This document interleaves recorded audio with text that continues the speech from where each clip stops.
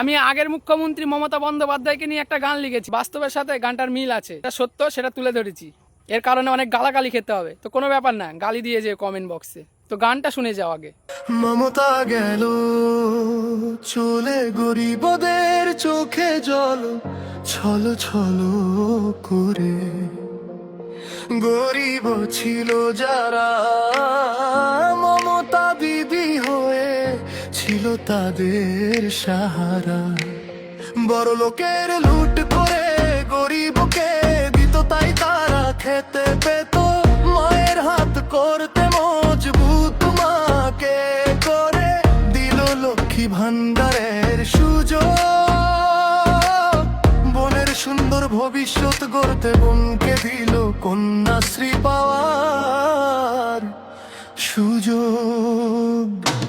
গরিব ঘরের ছেলে মেয়েদের হেতানে যেতে হয় স্কুল, তাই দিল তাদের সবুজ সাথী সাইকেল। চলে এলো করোনার সময়, গরিব ঘরের ছেলে মেয়ে ওরা কিভাবে অনলাইনে পড়ালেখা করবে, মোবাইলের ব্যবস্থা করলো মমতা।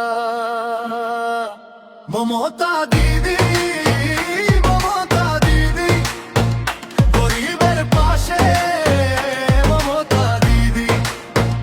মমতা দিদি, মমতা দিদি, হাত বাড়িয়ে মমতা দিদি।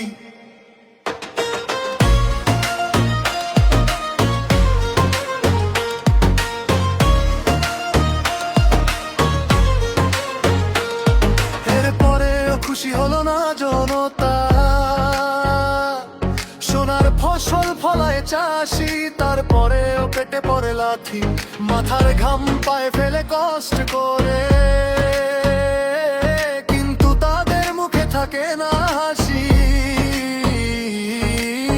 চাষির মুখে হাসি ফোটাতে মমতা করে দিল কৃষক বন্ধুর ব্যবস্থা।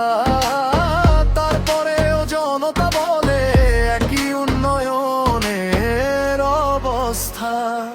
বৃদ্ধ হয়ে মানুষ দেখি না খেতে পেয়ে মরে, মমতা কি এত কষ্ট কখনো সইতে পারে?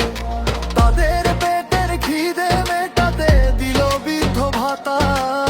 ভাতা পেলে পেট ভরতো, কারণ ছেলে দিত না খেতে। মমতা দিদি,